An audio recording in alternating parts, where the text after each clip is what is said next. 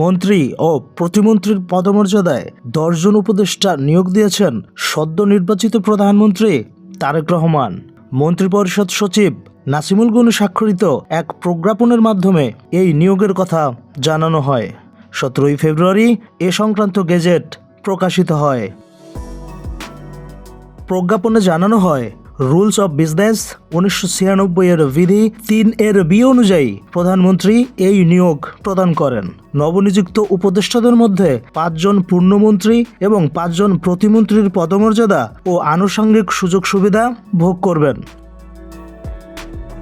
প্রজ্ঞাপন অনুযায়ী মন্ত্রীর পদমর্যাদায় নিয়োগপ্রাপ্ত উপদেষ্টারা হলেন মির্জা আব্বাস উদ্দিন আহমেদ, নজরুল ইসলাম খান, রুহুল কবির রিজভী আহমেদ, মোহাম্মদ ইসমাইল জবিউল্লাহ এবং রাশেদ আল মাহমুদ তিতুমির। অন্যদিকে প্রতিমন্ত্রীর পদমর্যাদায় নিয়োগপ্রাপ্ত উপদেষ্টারা হলেন হুমায়ুন কবির, ব্রিগেডিয়ার জেনারেল অবসরপ্রাপ্ত শামসুল ইসলাম, ডাক্তার জাহিদুর রহমান, মাহদি আমিন এবং রেহান আসিফ আসাদ। এই নিয়োগ অবিলম্বে কার্যকর হবে বলে প্রজ্ঞাপনে বলা হয়। Desk report, the financial express.